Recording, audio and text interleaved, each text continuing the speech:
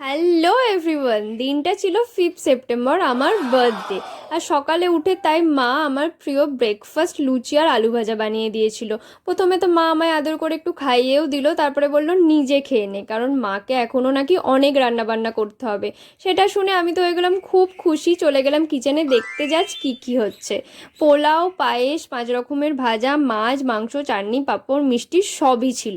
তারপরে মা অনেক ভালোবেসে আমায় সব খাবারগুলো সাজিয়ে দিল দুপুরের লাঞ্চের জন্য। আর এই যে আমার মুখ, আমি জানি না কেন বারবার ক্যামেরা ধরলে চুলই ঠিক করতে থাকি। আর এটা হচ্ছে আমার বার্থডে গিফট, যেটা আমায় বাবা মা এনে দিয়েছিল। দুপুরে টানা ঘুম দেওয়ার পর বিকালে উঠে আমি একটা নতুন চুড়িদার পরে রেডি হয়ে গেছি কেক কাটার জন্য। আর 5 জনের মতো আমার বার্থডেটা আমার কাছে ভীষণই স্পেশাল। সারা বছর আমি ওয়েট করে থাকি এই দিনটার জন্য, আর যেটা আমার বাবা মার সাথে বাড়িতেই সেলিব্রেট করতে সব থেকে বেশি ভালো লাগে। সেদিন আর কি কি করলাম সেটার জন্য আমার চ্যানেলে বড় ব্লগ অলরেডি পোস্ট করা আছে, তোমরা দেখে নিও। বাই।